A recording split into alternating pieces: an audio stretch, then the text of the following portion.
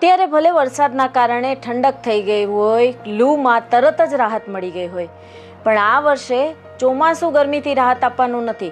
કારણ છે અલ્નીનો. પ્રશાંત મહાસાગરમાં અલ્નીનોનો પ્રવાહ જ્યારે જ્યારે સર્જાય છે ત્યારે ત્યારે દરિયાનું પાણી ગરમ થાય છે અને તેની અસરથી હવા પણ ગરમ થઈ જાય છે. આ વર્ષના સુપર અલ્નીનોથી યુરોપમાં ગરમીના બધા રેકોર્ડ તૂટી ગયા છે અને હવે વારો છે ભારતનો. હવામાન વિભાગના અનુમાન પ્રમાણે આ વર્ષે દેશના વાતાવરણમાં અણધાર્યા પલટા આવશે. ક્યારેક અચાનક વરસાદ તો ક્યારેક આંધી આવશે તો ક્યારેક ભર ચોમાસામાં પણ આગ ઓકતી ગરમીનો અનુભવ થશે. આ વર્ષે સપ્ટેમ્બર મહિનામાં પણ એસી ચાલુ કરવા પડે તો નવાઈ નહીં.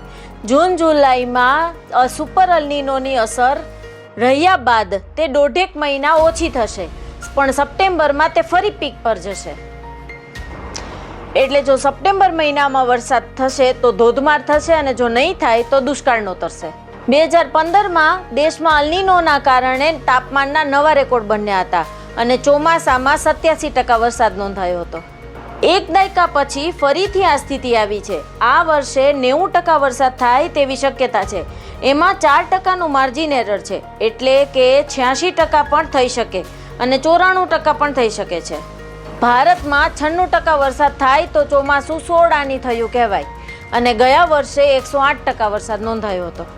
આ ઉનાળો તો આકરો હતો, પણ આવતા ઉનાળે દેશના કેટલાય રાજ્યો પાણીની અછત સામે લડી રહ્યા હશે.